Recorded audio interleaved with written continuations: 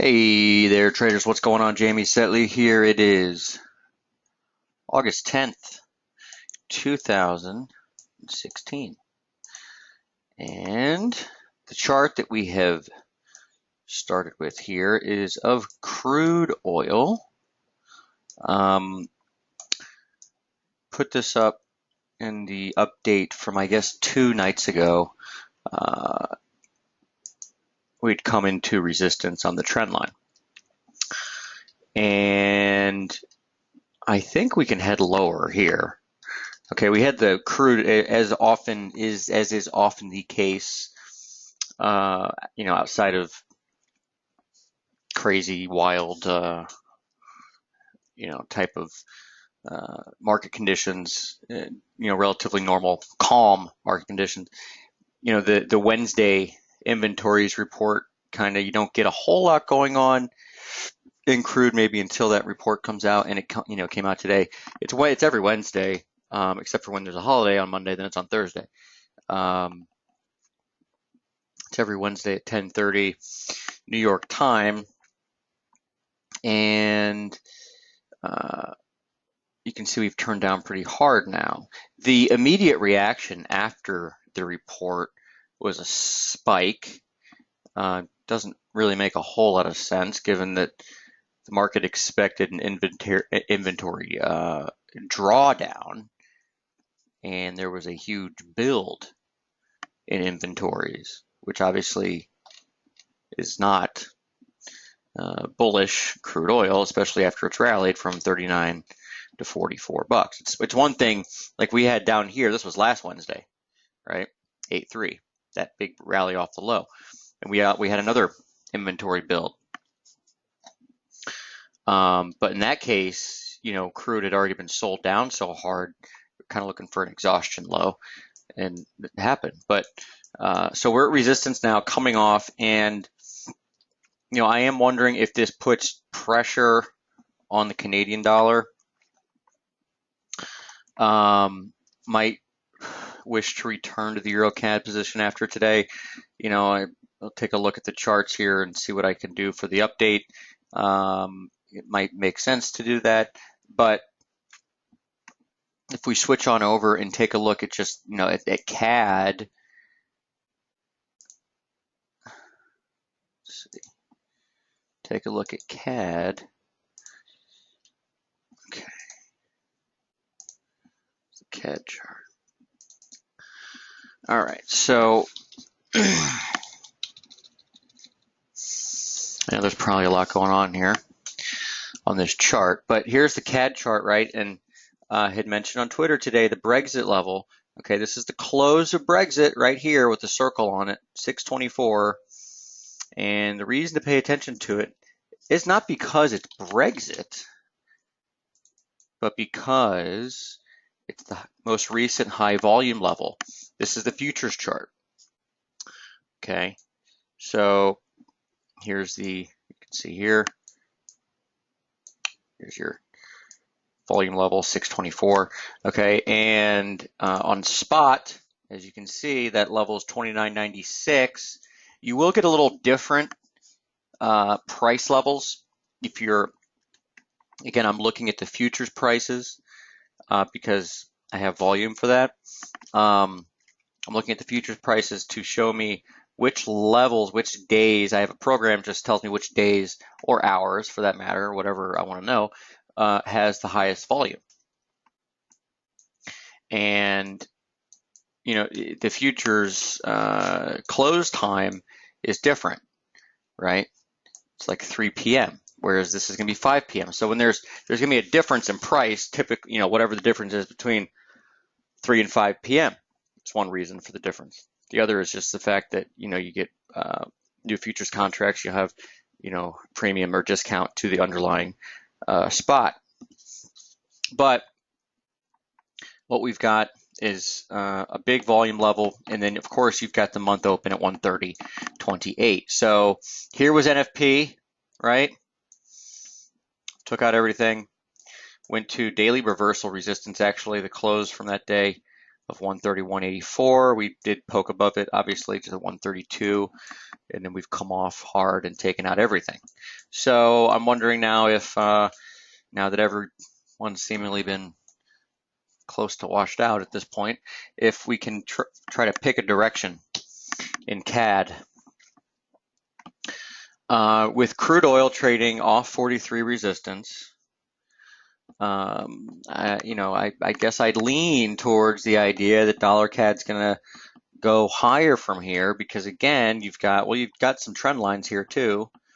Okay, you do have some, good slope and then the horizontal level. So today's low to me is kind of big, 29.89. My problem with dollar CAD, I guess, is that I don't like the dollar here, right? So it might be worth looking at, again, Euro CAD again, which the setup's still there. I just, last night, I came in and saw we were coming back off and I was worried about this happening in dollar CAD. I was worried about getting a sell-off in dollar CAD down into 29.95 or so in the trend line. And if that happened, to me, I didn't want to risk that, having maybe a, Euro CAD just kind of brush into lows for no reason and then go higher. So no harm, no foul. Idea still there, and it might be worth revisiting. We'll look at the Euro CAD chart towards the end. I like to get through some of the majors first. So this is what I'm, doing with or looking at with dollar CAD. Maybe we do try to go higher now that we've hit the Brexit level and taken out the lows down here. 130.28, 130, 30, whatever, it should probably be support. Now, if we are going higher, even this is a 5-minute chart. So even if we look at this, if you have a little base here, here's the 50 and 618, 30, 22, 30, 22, right? That should be, which is, on brackets, basically the month open. So if dollar CAD's gonna head higher here, kind of be looking at 30.30 as an entry spot. Calendar wise, don't think there's really too much going on for CAD event risk this week, which is good actually. I like that. I'd like it to be more of a macro trade, influence rather than say looking at short-term gyrations on news events. All right. So that's the first thing. Euro, obviously, it's been in this range and presented the analog again last night with 2000 to 2002.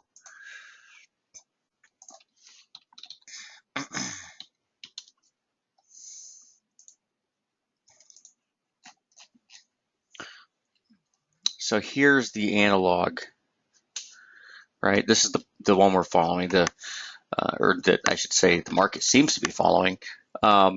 This popped up on the radar a while ago, but I found it hard to believe that it would actually continue just because it would seem like too obvious. Well, it has continued. So, it's worth paying attention to it. It basically says, again, here's, since Brexit, it called the Brexit low to the week, which is pretty good considering everything that went on around that time. It was 1 week off the December low, right?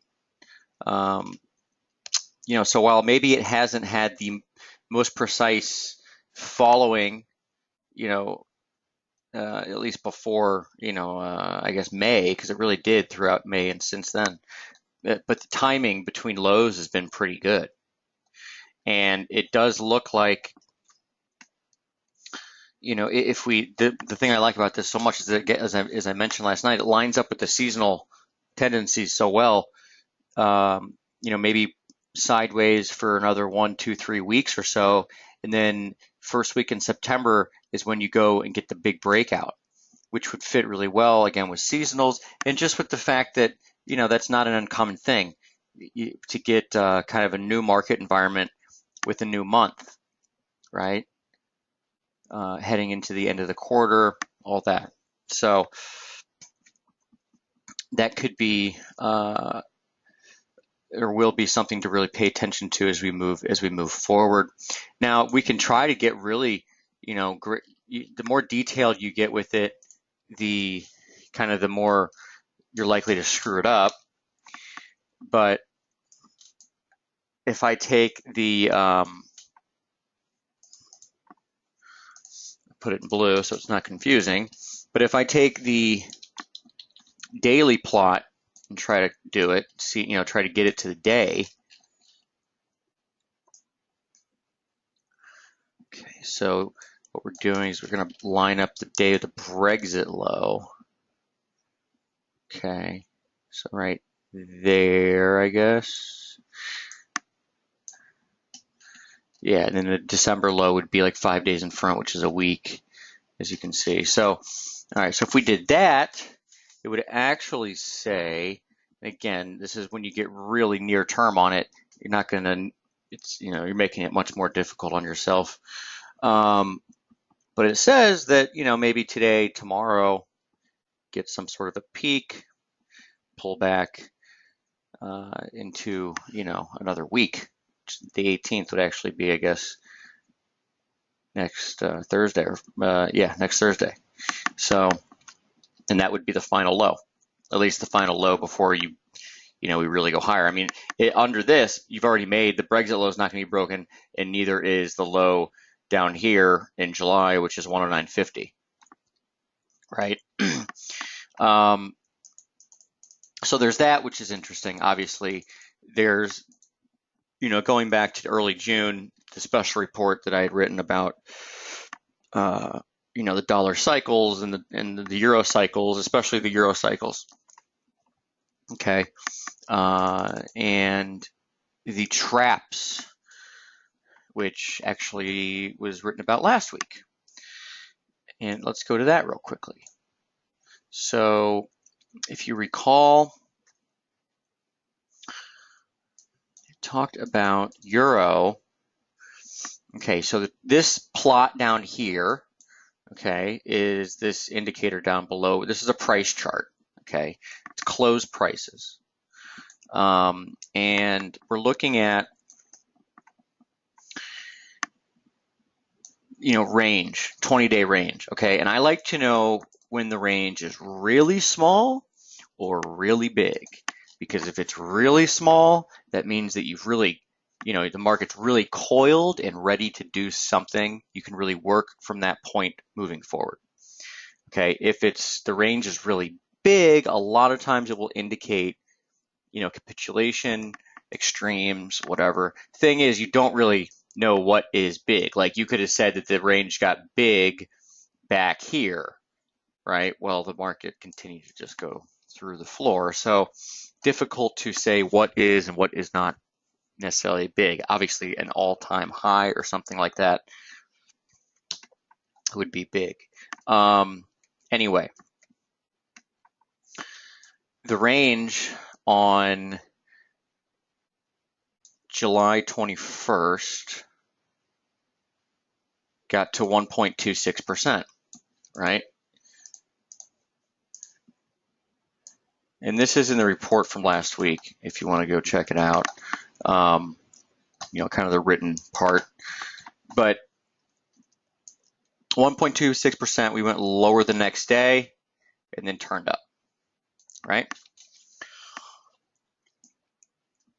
The red dots indicate times in history when you've had ranges of less than or equal to 1.26%. So what you had here is the same thing with all these red dots.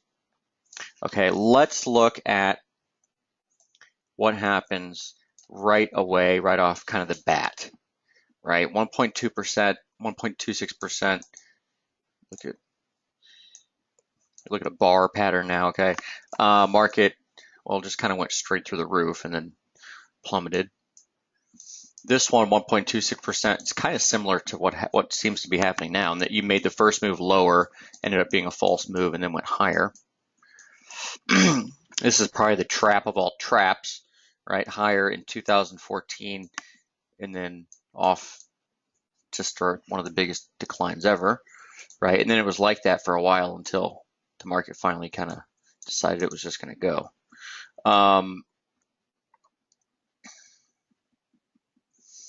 Before that period in 2014, 2014 into late 2013, you didn't have any until you had to go all the way back to 2004, 2006, 2007, sorry. So 2006, same deal, 1.26%, false break to the downside. First move is wrong, go higher. Okay, in this case, you just kind of went higher, kept going higher. Okay, false break to the downside here, went higher. So like instances here, 2006, instances here, 2007, June, October,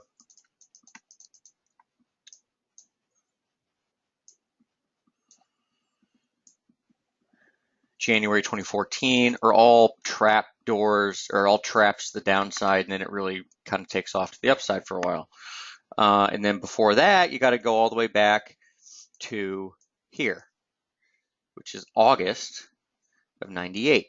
And if you remember, this is actually a time period that we had been looking at a long time ago, like in January.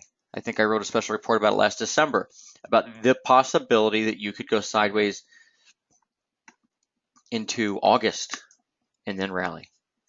Okay, and if you do an overlay with this price action, you actually start to get very similar types of,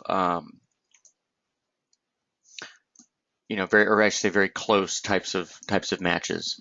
So, it doesn't match nearly as well as the 2000, 2002 time series, and that, for all intents and purposes, is what I think we should be following as we move forward.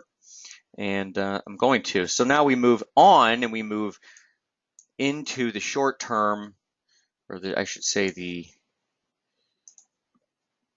charts. Here we go. The price chart. So we do have this bullish slope. Again, this is very much in play, especially since the recent high last week was 12, right on a parallel, right? Goes right off these two lows. Okay. The big test, remember at this time last week, I was thinking we probably stretch up into 1290, 1295, then get the pullback. Obviously did not happen. We just pulled back, as is often the case in a tightening range. We've come back into the month open. So here we are, August 10th, and we are back to unchanged. You can see how unchanged on the month. You can see how tight the range has been for the last number of months. So here's the month open in June. Here's the month open a little lower in July. Here's the month open in August, higher, right? That itself, very simple, but that itself warns of a trend change, right? You can see here. So down, up.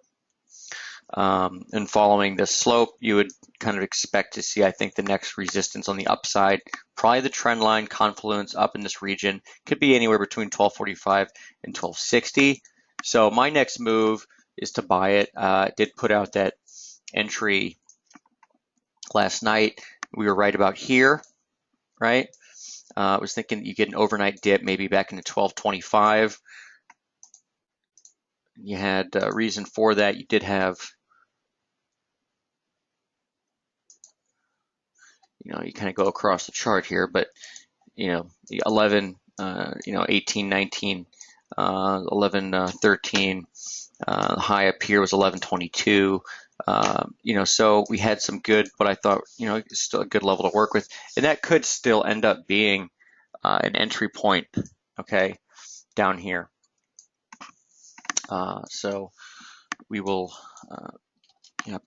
don't be surprised to see if there's an entry down at 1125 or so to get long on euro.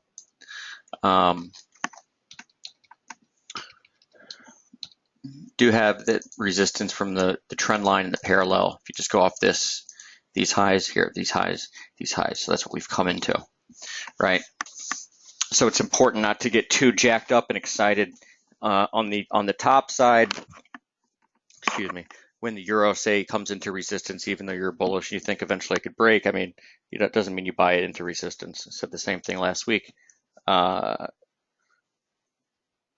to buy it down to support levels, and I think support's about 11.25 at this point.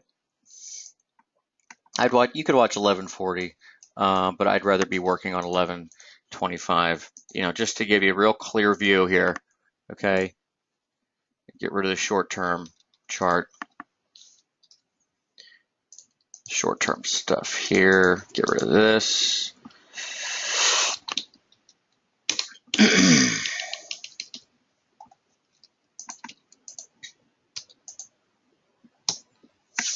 Okay, so here you go. You can see this. I'll make this line blue so you can really see it. But clearly getting some good action on here. Okay. So if you were to come back into that level, to me, that's a purchase. Okay. Off resistance into support, look to take it higher. Now, there's a couple other good things about, an entry like this. One, and as mentioned last night in the note, you do have, make it red, you do have the NFP level here, right? And the NFP level is a great level to use because most of the times the NFP level ends up being the objective kind of high volume level for a while. So it's kind of a good place to work off of. Like the best way is to go into it with no assumptions. Like, so you say, well, the NFP level is this. Okay, fine. Let's Friday happen. NFPs happen. Come in the next week. Let's see what happens. Well, obviously for the first couple days, really for, Monday, nothing happened. I mean, it was kind of a choppy disaster. And then finally we broke away from it, right? Yesterday afternoon. And once that happened,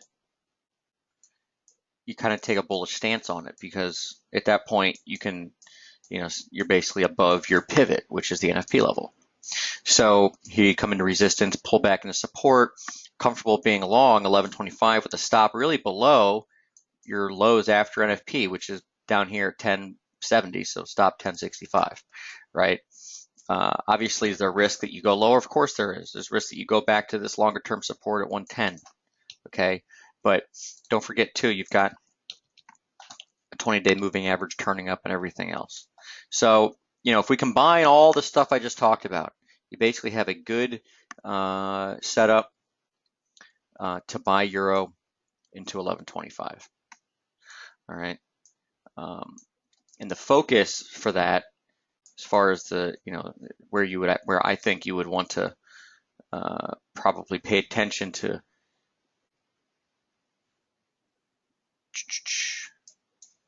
Hold on.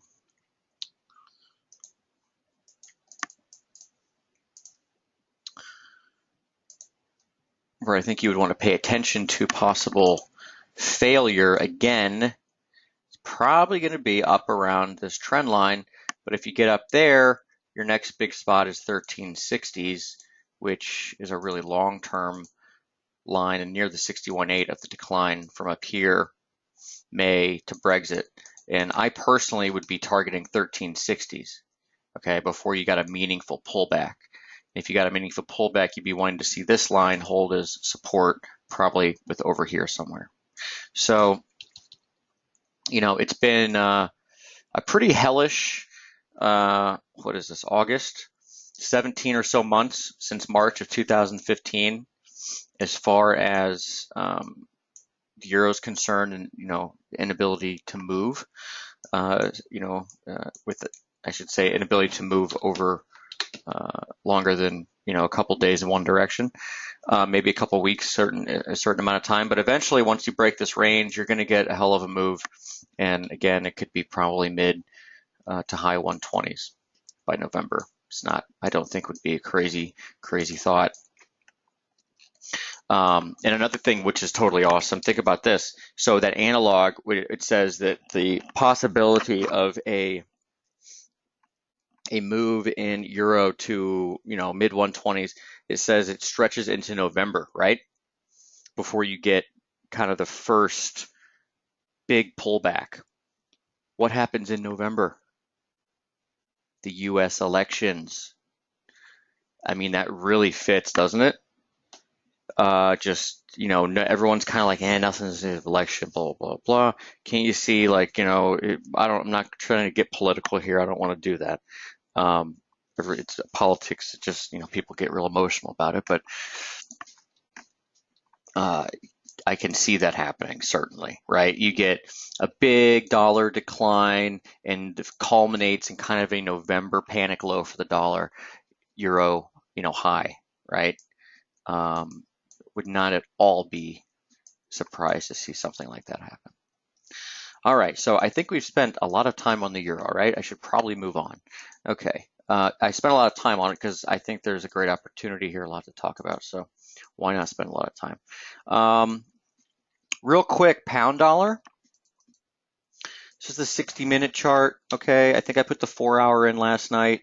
Actually, this isn't even the one I published. This is the one I published, cleaner. So here's the one, and then this morning came out with this, kind of look for a dip and a rip. We got the dip.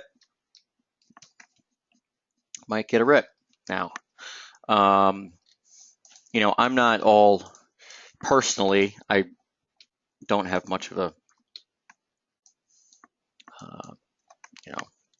really care less about trading the pound right here, but I'm sure there's people that would like to know what I'm thinking on it, so this is what I'm thinking on it.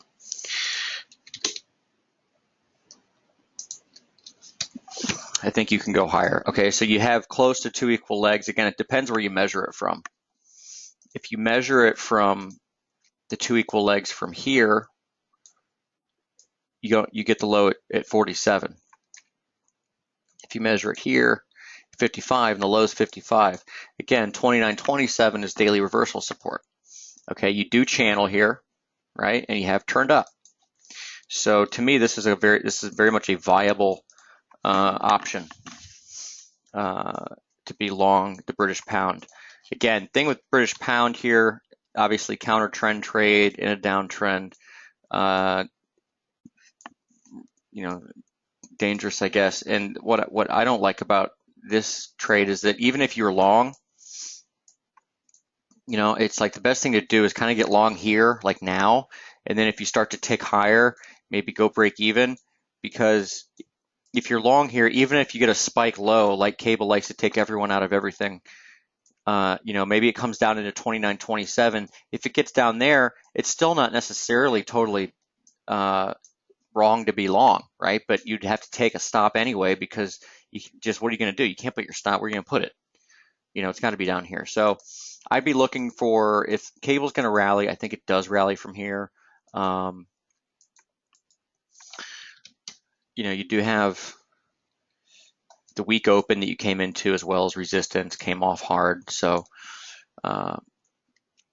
this is very much a risky kind of counter trend idea, but it's there. So Aussie dollar, just a huge test.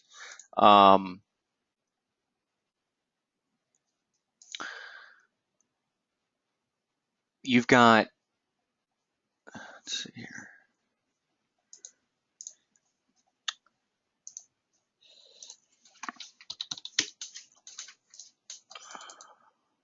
You guys are all familiar, I'm sure, at this point with these Aussie charts, right?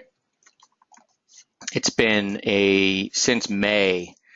I mean, Aussie's gone from 71.50 to 77.50, 71.40, 77.55 actually, but there's just a lot of crap in here, right? A lot of chip chop. But here we are now at the point of really major decision. So you could get a significant breakout of this level, even if there is a breakout here. And I did talk about this a while ago. We were over here, I think. If there is a breakout here, you probably get something like this, where you get a rally, and then you get a pullback, right? And then you can go higher. So, at the big level that we're at, RB and Z tonight, I'm not sure what's going to happen there, and it's obviously RB and Z, not RBA, but the Aussie will, if Kiwi gets killed, Aussie probably pulls back a little bit. If Kiwi goes through the roof, I'm sure it could help puncture the upside in the Aussie dollar. So looking at the Aussie dollar near-term chart, here's the near-term chart. You got the same stuff on here. Go to 60-minute. Here's your slope to watch. This is, I know Mike had been following this for a while, but we're now at an upper parallel, right? So you can see here, tag that today. 77.37 daily reversal resistance. That's the close from the high back in, was it April or May? And you've come off of the rally from the median line here. So I would probably be watching for the median line in the coming days to provide support. You've got some horizontal stuff down here, 76.85. Would watch that.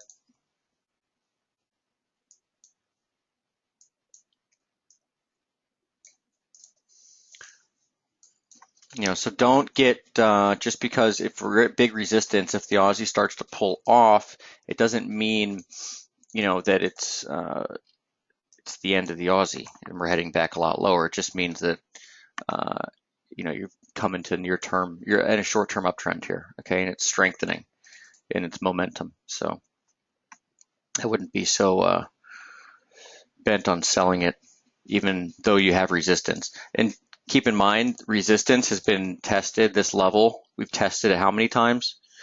1, 2, 3, 4, 5, 6. This is the 7th time. Eventually, this thing's going to go. But the next real level is probably not till 87. You're talking 1,000 pips.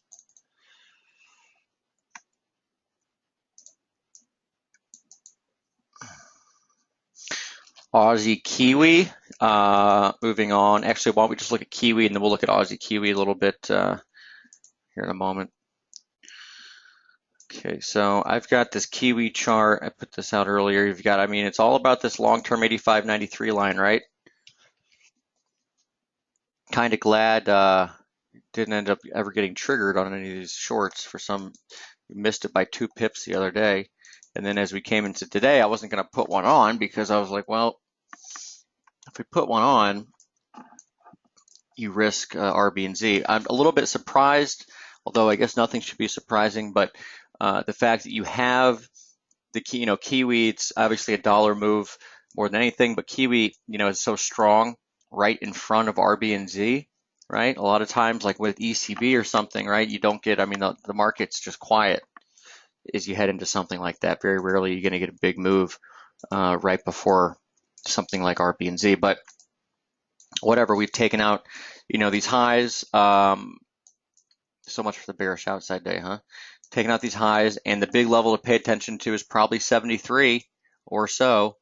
You've got the 1985-93 line, which the last number of times it's crossed it has been, it's been spot on. Down here in February and June 2015 and back here last month, right on it, right? So it's a big area, for Kiwi. And if the move is negative, I think the market's expecting a 25-point cut. If they come out and cut 50, then see at 69, right? Down here, and then that's actually probably your buying opportunity. But the thing is, if you get down to 69, I'm thinking that's probably, Aussie Kiwi will get a rip, and that will be something you want to exit on. on this long position, at least for the time being. I think that Aussie Kiwi and can go a lot higher, right? This is Aussie Kiwi. This is a monthly chart. I mean, eventually Aussie Kiwi might be back at 140. Okay, but you're going to probably want to trade the position, right? See if you can take a lot more out of this move. And the first big area to do that is probably up at 109.40 or so, right? You can see today is actually the dip that we've had here, a little consolidation the last 3 days. Guess where we found support? I was thinking support would be down here, and it still might be, right? RB and Z obviously hasn't happened yet. It's in a couple hours. It's in, let's see, when is it? Wednesday. It's at 4 p.m. Oh, 5 p.m. 5 p.m. in New York. So it's at rollover, which is always interesting. But if it pulls back, I mean, more, 106.30, 106.10, looks like the former resistance. You'd look for it to provide support. But if you get a shocker and they do something wild or just for whatever reason Kiwi acts real negatively up here, Aussie Kiwi should break out, and I would be looking for that. There's two equal legs at 109.20. The reason I get aggressive 109.40 is, one, you get overshoots in markets like this, and two, you got a monthly high up there. This was the May high up here too. Okay, May high, and 618 of the decline from March. It's essentially the 618 of the yearly range, right? And then even higher than that is, well, it depends how you draw it, I guess. I'm drawing it off of, if you draw it off this line, off here, it'd be even lower. But generally speaking, you're going to have trend line, the underside of a trend line up there. So Amir talking about, let's get into that right now, Amir. Let's look at it.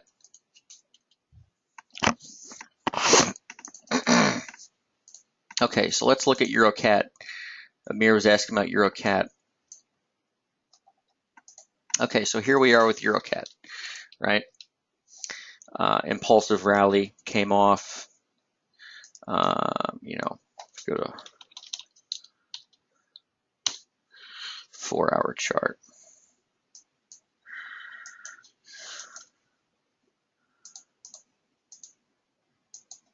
Good sign, 618.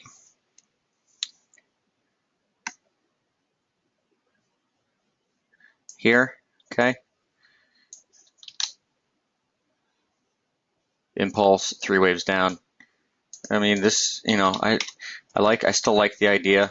While basically above, 44.70, so it's really the same. I mean, essentially, it hasn't moved from when I got out, actually.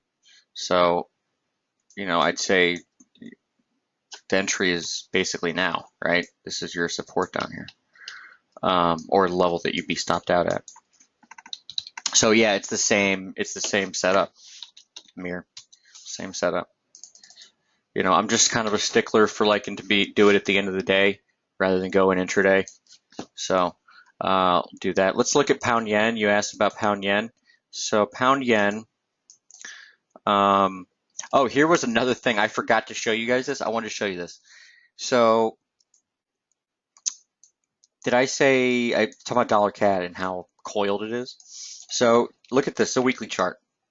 You notice that we've alternated rallies and declines since Brexit. This would be the 8th week. If we were to finish down on the week, this week, it would be the 8th week that's happened. Last time that happened we haven't had that happen since 1997. That's how Jekyll and Hyde-ish back and forth this market is. It doesn't really mean anything. It's not really helpful as far as a trade idea is concerned. I just thought it was interesting, to show just how back and forth this market really has been. Moving on, pound yen.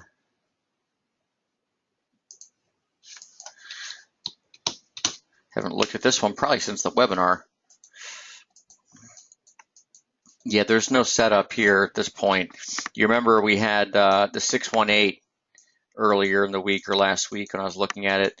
You know, if it was bullish, you should have held that level.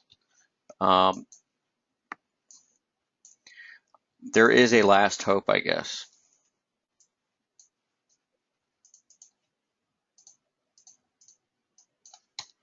$130.98. Okay. Which is right here. Daily reversal support. Okay. So yeah, that again, that's not a setup though. That's the level that you really have to watch out for. Okay.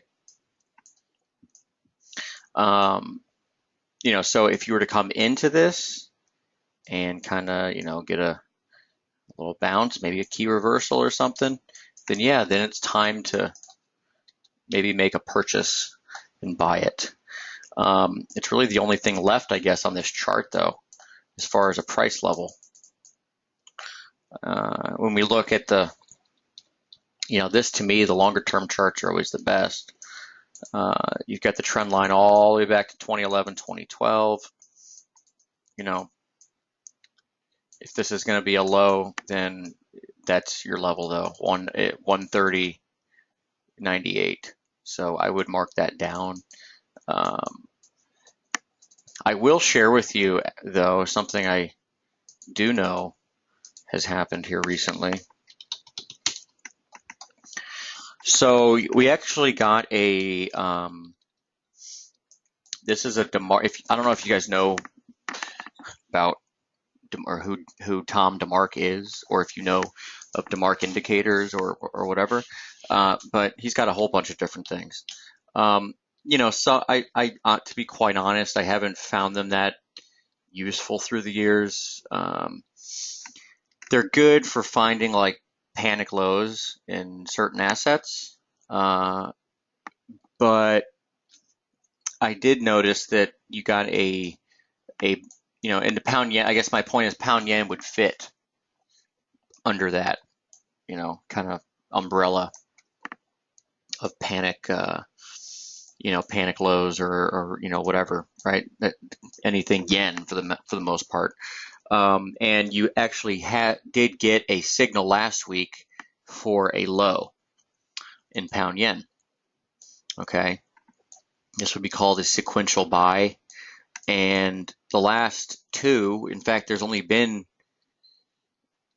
looks like, well, I only have data going back to 1998. As you can see, the sells haven't worked at all, right? You're getting murdered if you're trying to sell pound yen on these signals. But the buy would have worked pretty well in December, January 2010 or 2011, and then the low here, it nailed the low in January of 2012. So, you know, I think that's something to pay attention to, or at least to be aware of, right? So we take this with the fact that we have the trend line, okay, and of course, daily reversal level. Yeah, got to hold that, in my opinion, right? If it dips below it, fine, and closes back above it, fine. But you know, next couple days, if we're not going lower, pound yen has to find low at this 131 price. So not very far away. That's what I'd be watching out for.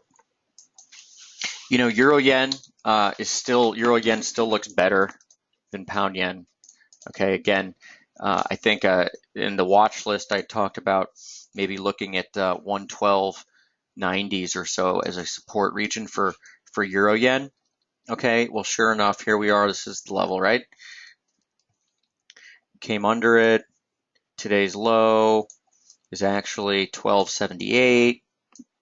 You know, go to a short-term chart on this.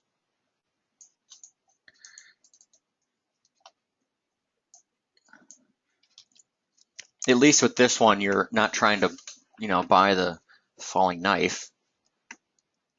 With euro yen, that is. So euro yen might be a little more set up than pound yen, right? At least acting better. You know, and then there's, you know, dollar yen. Again, the dollar, I don't like the dollar here. I mean, just don't. I think the dollar could be in for a real surprise. I mean, even like, for example, even yesterday, right? Like this overnight dollar decline. You read the news, you read the headlines, and you're told by the the media that this is because of the productivity numbers yesterday. That's fine.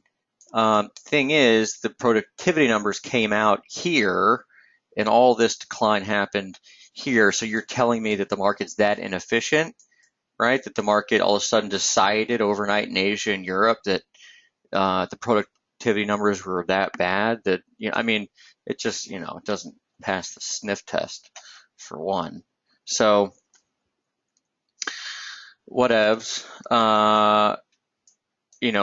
Point is the market has its markets are their own living things, right? And there's lots of reasons why they do and don't move. And at the end of the day, it's bigger than that in any one news announcement. And I think it's just we're getting to that period where it's time for, you know, the dollar's bull course has run its course, and it's time for something else to happen. I've been saying that for quite a while now, but when you start to see the trends kind of move towards that way, I guess it reinforces your thought process. And we're seeing it in other, we're seeing it in the exotics. I mean, I showed this chart last night. This was the dollar Mexican peso chart, right? You know, don't forget, we did have a key reversal on a monthly basis in June. Okay, we're coming off of some real big resistance. You got a possible double top here on the daily setup. You know, here we are testing. If you get a pullback, you know, a bounce of sorts, my thinking on this is that you probably get some sort of a bounce if you get a steeper stock sell-off. That might not happen. You're testing, I guess, what you could call a very ugly head and shoulders neckline right here, right? So the trade setup here is I don't chase it. I wouldn't suggest chasing it. I would throw on a 20-day average though. Okay, 20-day average, as is the case with a lot of pairs, but especially some of these commodity ones, dollar Mexican peso, dollar CAD. We've talked about that a lot, right? You do get the 20-day average to act as pretty good in there when the market goes into a trending phase, right? Which is not all the time, of course, but when it does, you do tend to get pretty decent action on or near the 20-day average. I mean, even on the way up, right? Okay, way down, right? And here we haven't really done anything on it for a while, but we've obviously broken below it. It's just now turning down. So let this thing do what it's going to do. Maybe it needs to come down and test support down here. I don't know. But at some point, you probably will get the opportunity to sell on or near the 20-day average, right? So I would, kind of make a note of that, right? Dollar Mexican peso, there's really big time bearish potential there, right? But don't get caught chasing, in what's still essentially a range. Okay, you don't know if the market's gone into a trend or not. You never know. Only thing you can do is try to get yourself a good price. Okay.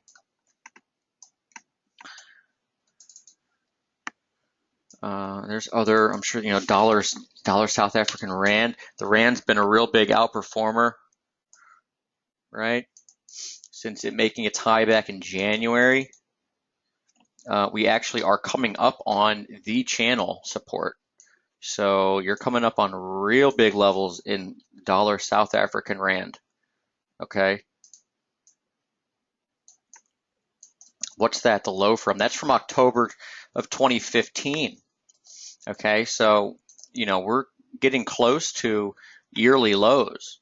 If you go below there, you're at a yearly low. I would guess that you probably get a pretty good bounce once you get to a yearly low in dollar rand though.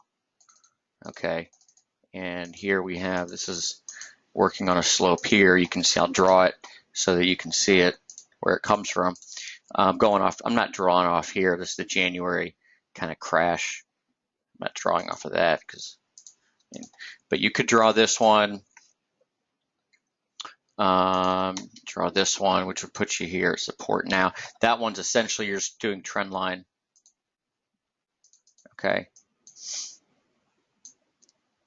By the way, same thing on the 20-day average on this one, right? So I would watch the 20-day average here too. If you get a bounce here,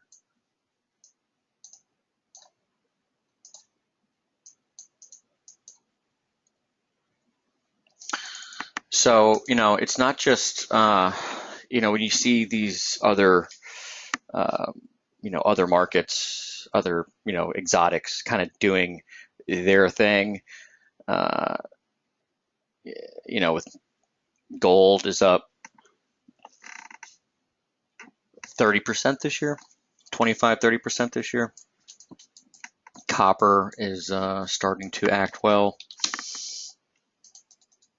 Okay, year open just held in copper.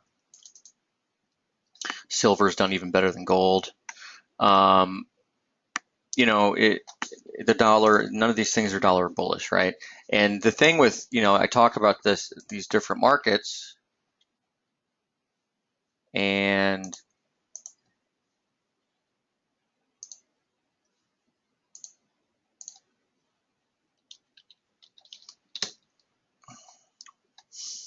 gold continues to test the trend line that goes back to 2011, 2012. Okay. Even this morning, went right into it, sold off again. So, maybe gold's trying to work off its, extreme kind of ownership profile in this sideways manner. And if it does, the next move probably going to be higher from a triangle. This probably ends up as a triangle. You get up into the 1430s, 1450s. Okay.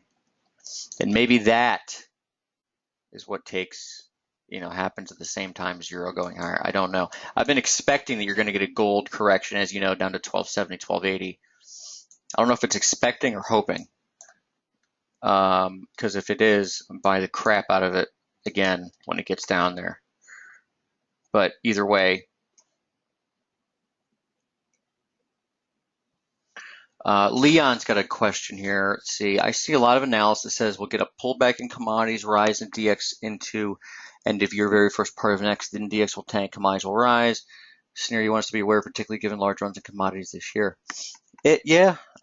Sure. I guess the more that I've expected a pullback in commodities, but some of them we've already gotten, right? And Leon, the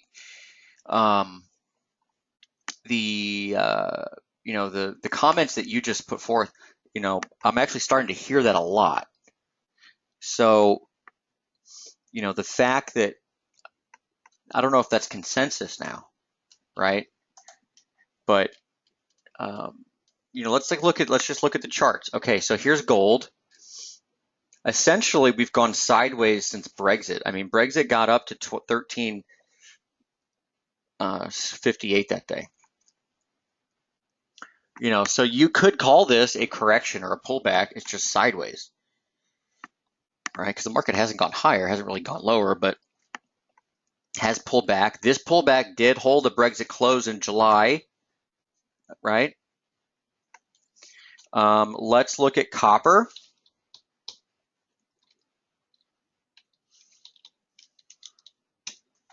Copper certainly is pulled back.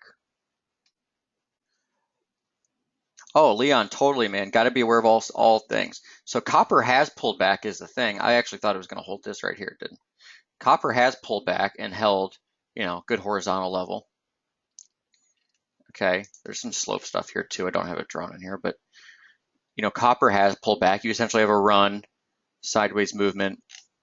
Could be building a head and shoulders here to go higher. So yeah, this thing has pulled back. You haven't really gotten much of a pullback in Australian dollars. It's kind of gone straight up. Not straight up, it's gone up, but with very many pauses, very small pauses. Dollar's kind of been doing its own thing. I mean, don't forget, for a while there was a time when the dollar and gold were actually moving together, right? And that was for a couple of weeks. So, let's look at the dollar, though. We haven't looked at the US dollar chart. So, the dollar index chart. Okay, so here we've got, everyone, you guys know this bad boy, right? This is, I don't know how, this is bearish to me. I have to be bearish on this. I just have to. When you see this, okay, and the response that you had, I mean, that's bearish. Not to mention this is a bearish key reversal on a monthly basis, right? So going to the short-term charts, let's go to a 4-hour chart.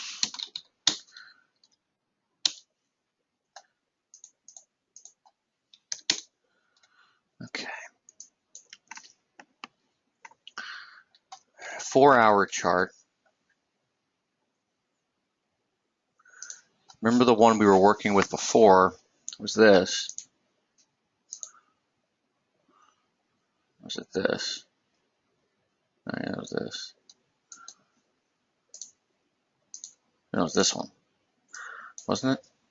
I don't know. Either way, my point is that none of those probably are going to work right now. So probably have to end up drawing something else in. Probably something like this.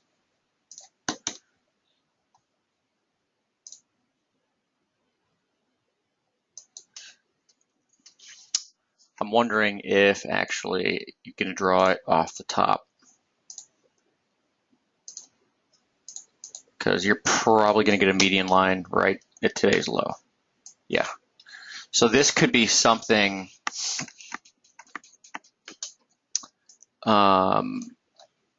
to really watch out for over the next couple of days. Okay, so let's look at this. Okay.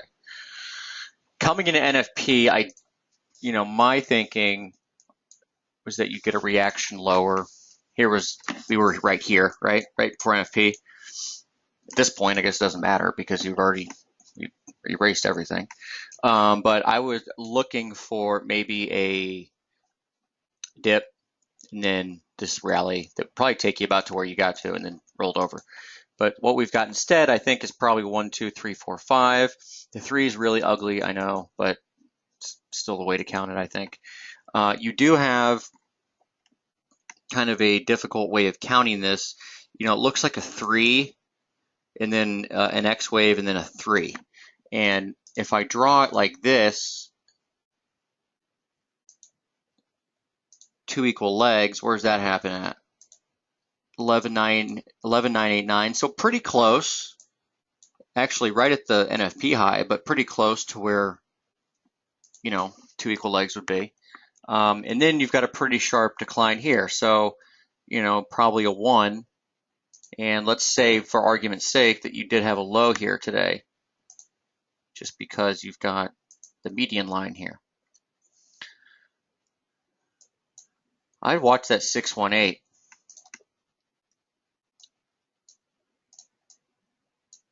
Yeah. Watch that 618.